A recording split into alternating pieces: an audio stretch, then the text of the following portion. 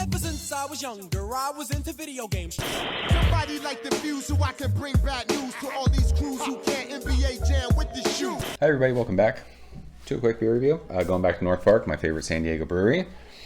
And this is a variant on my favorite San Diego IPA. This is NZ Foo. North Park makes Hop Foo, and they've done a bunch of variants on it. We reviewed Triple Foo, we reviewed Disciples of Foo.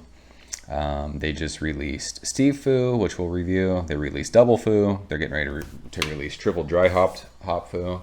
I'm here for it.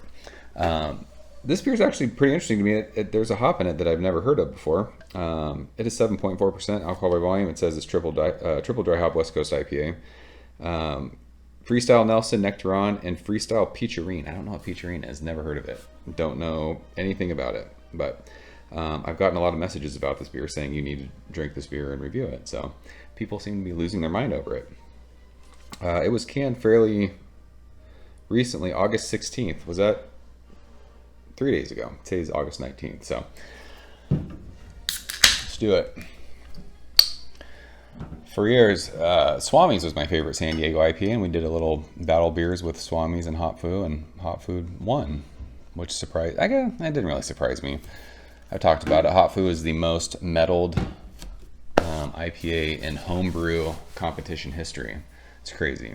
North Park, they just absolutely crushed the West Coast style, and I am a clear beer guy, so North Park is my jam. Love it.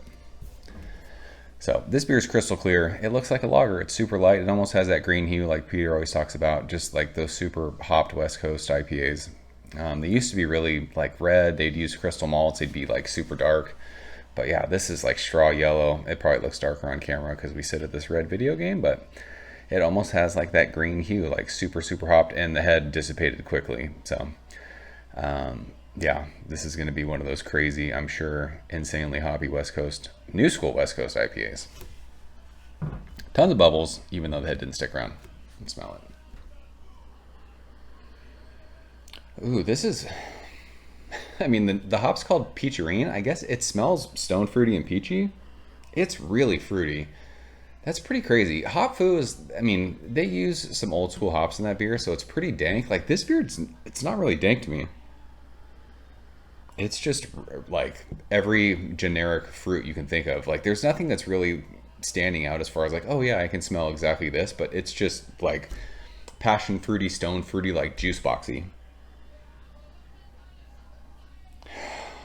It smells great. I mean, for 7.5%, it smells almost like to that when North Park did Triple Foo, it was ridiculously aromatic. That's how this beer is, but it's kind of dialed back, like alcohol wise, nuts. It smells awesome. If this smells like what it, or if this tastes like what it smells like, it's going to be fantastic. Cheers.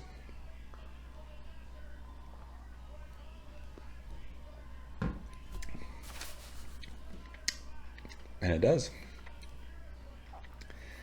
Wow, that's really fruity. And you know what's funny is you don't smell like a crazy amount of dankness, but there's plenty of like that kind of dank, earthy. That's got to come from the Nelson. It's that just sort of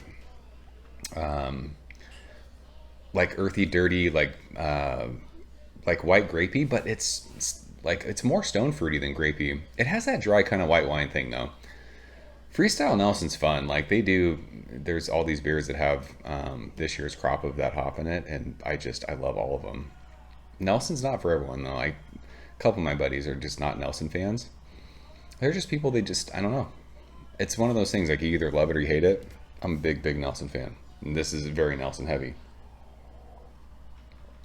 But yeah, whatever that Peacherine thing is, like super stone fruity, like this beer is really, really, really fruity, which is awesome. Like that's the new kind of school West Coast IPA. And that's what, I mean, I've just loved that the last, I don't know, year or so.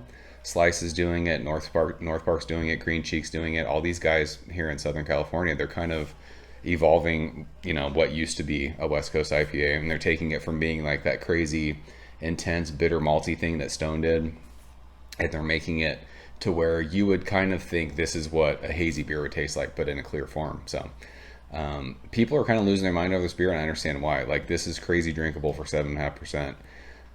If you're into, you know, hazy beers, but you're kind of unsure about, clear beers because you're not, you just think of, the old school West Coast IPAs being insanely malty and like bitter and just too much to drink. Something like this might change your mind.